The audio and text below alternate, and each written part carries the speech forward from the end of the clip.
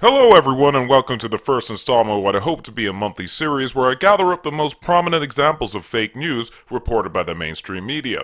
It's hard to keep up with all the bullshit perpetually excreted from the mouths of these people who tell us how to think, and I notice that my fails and fake news videos are becoming quickly outdated.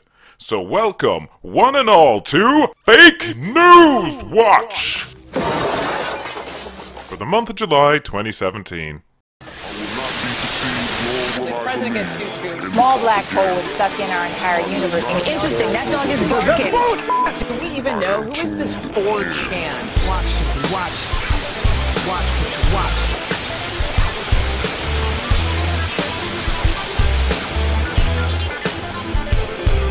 Better watch cause they watch. Watch what you watch.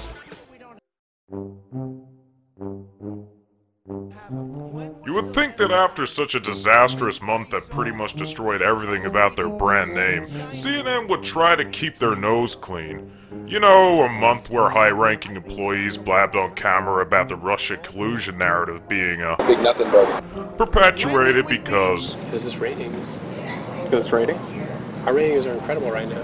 just days after facing a libel lawsuit about the same topic, before publicly coercing an apology out of a basement dweller, spawning a hashtag that reached worldwide #2, sparking the second great meme war, and causing your network to drop behind Nickelodeon in the ratings. Plummeted you to 13th place in viewership ranking across America. I mean, more people watch Nick at Night cartoons than CNN today. You would think that some serious efforts would be made to salvage their image as being the least reliable source for news.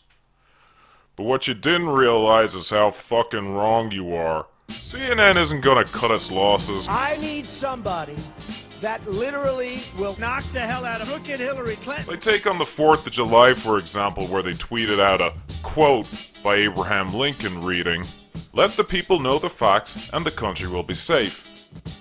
Many took this to be a jab at President Donald Trump for constantly calling the network fake news. Here's the thing though, Abraham Lincoln never actually said these words.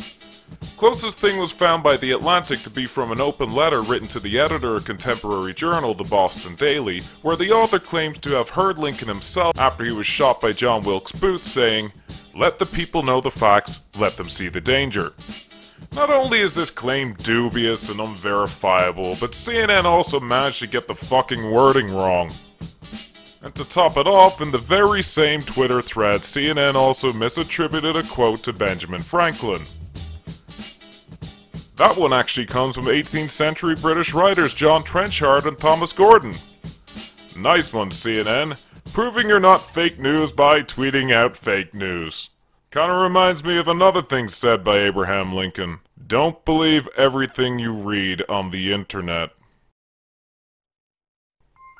Then on the next day, on July 5th, when reporting on Antifa smashing up the streets of Hamburg in opposition to the G20, CNN also made the false claim that German Chancellor Angela Merkel had chosen Hamburg as a location specifically to hurt Trump. Yeah, there is a reason for it, quite simply. Angela Merkel has chosen to hold this summit in an environment, in a location that can be surrounded by protesters. It's not as we see some summits on a remote hilltop that the whole village or the town around it is secure. And there will be protesters here. There were protesters last night. The police had to turn a water cannon on about 1,000 of them. They just sort of rained it on them. But Hamburg was the confirmed city as far back as June 2016. Before that Donald even won the GOP nomination, let alone the presidency. And if you don't have the memory of a goldfish, you know that practically everyone expected him to lose. Is the area where these two men share the most common ground. Apparently this is the French national anthem. Relationship. And before you answer that, let's just listen into the French national anthem for just a moment.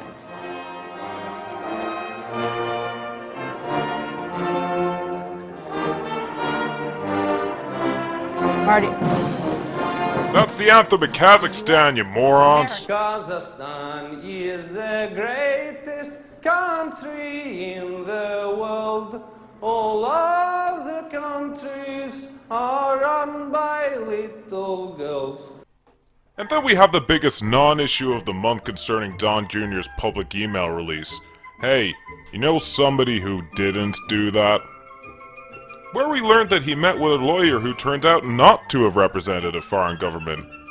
You know somebody who did do that? This comes in response to the New York Times reporting that Trump Jr. took this meeting because he was promised damaging information about Clinton. And funny how they just gloss over Hill Dog's attempt to solicit disparaging information on Trump from the Ukrainians. You know when DNC operative Alexandra Chalupa was tasked with gathering dirt on Trump's then campaign manager Paul Manafort, succeeding in getting the Ukrainian government to investigate Manafort and even publicly voice opposition to Trump. I don't say this came from some biased right-wing journal. It was first broken by Politico. And you wonder why your viewers are sick of the Russia story. I thought you were better than this. Keep kicking that dead dog, Michael. Maybe it'll wake up. Do you find it significant that the president's son took a meeting with a Russian national involved Manafort and Kushner, where the promise was, we are bringing you dirt on Hillary? Significant or not? Big deal. No, not at all. Who cares about dirt on that old Agatha Hillary? That's not typical. My callers tend to come from the lower 48 and usually represent a nice cross-section of the country, both racially and politically. But to my surprise, the next caller from Vermont basically agreed with Brad.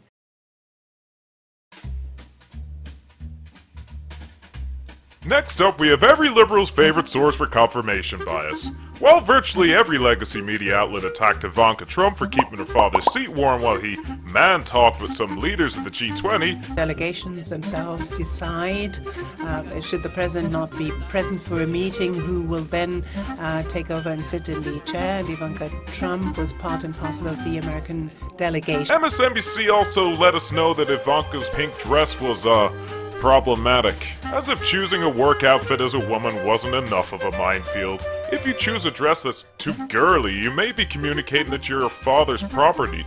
Well, at least according to MSNBC's Joan Walsh. The fact that she sat in for her father in a dress that was so incredibly ornamental was such a contradiction in terms. And I think that what we see is that in authoritarian societies, daughters have great value. They are property.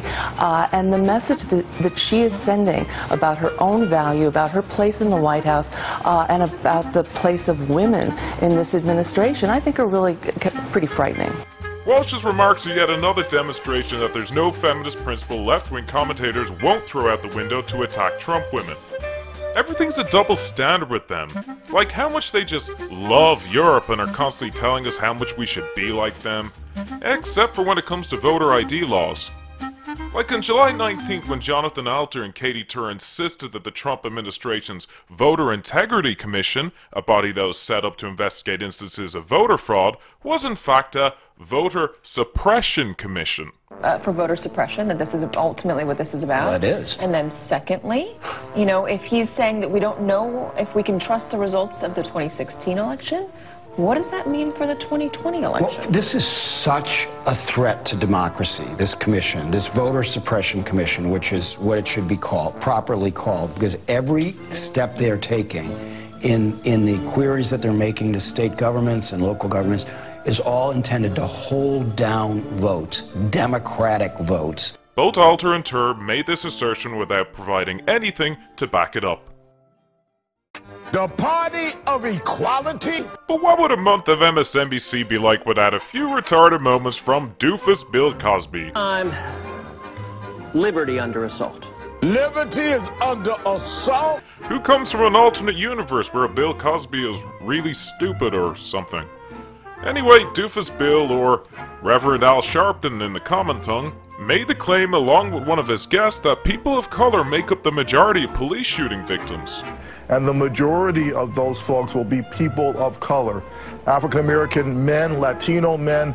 And it happens so often, usually and disproportionately, to people of color. As I discussed in my last video, while the shootings of non-whites is disproportional, meaning they're slightly more likely to be shot by cops, whites still make up more than half of that number and are hence a majority. So the claim made by Sharpton that victims are usually people of color, and his guest's assertion that they make up the majority, are both categorically false. When you see these thugs being thrown into the back of a paddy wagon, you just see them thrown in, rough. I said, please don't be too nice. Don't be too nice, be rough. And oh, by the way, President Trump, paddy wagon, ethnic slur, paddy wagon, an anti-Irish ethnic slur. So let me get this right. You're not sitting up in Trump Towers arguing with me in the office anymore. You're in the White House making ethnic slurs to ingest tell police. I'm from Ireland. Nobody Irish gives a fuck about the term paddy wagon. We're a merry folk, and we don't like being made out to be victims.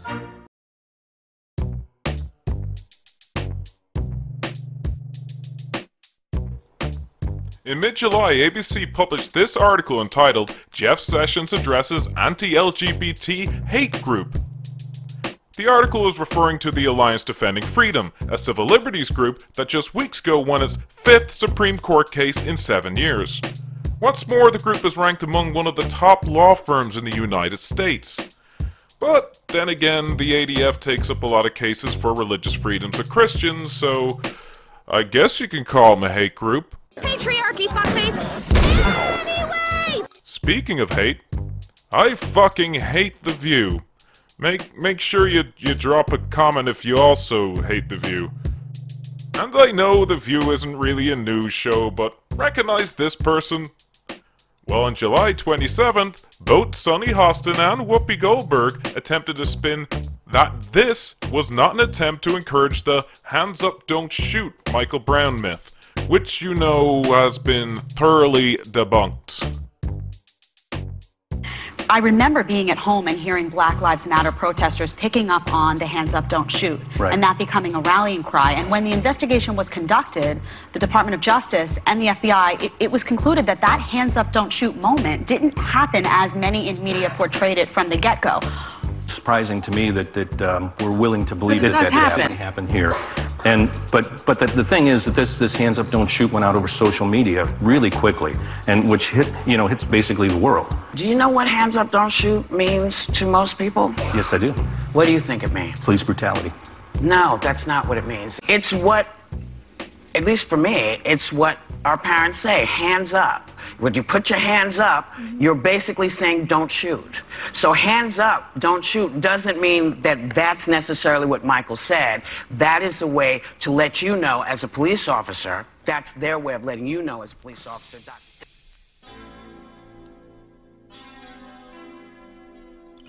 So the Washington Post ran this article about a local radio presenter nobody's ever heard of, in an attempt to blame the violent rhetoric of the right for James Hodgkin's shooting of GOP lawmakers in Alexandria, Virginia. Likewise, NBC News blamed the current political climate for the 9 people who died in San Antonio while being smuggled in a trailer across the southern border, rather than, let's say, human traffickers or an unsecure border.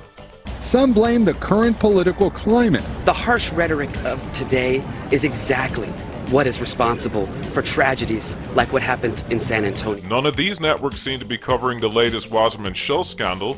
You know, the one where one of her staffers stole $100,000 of Iraqi money to repay a Hezbollah associate and then tried to flee the country and was arrested? USA Today bemoans the lack of racial and gender diversity of Dunkirk. Then the Associated Press is telling us journalists not to use words like pro-life, refugee, migrant, or terrorist. What does everyone think about the deplatforming of Richard Dawkins from a Berkeley radio station? UK Independence seems to agree with it. Swear to God these people just eat their own.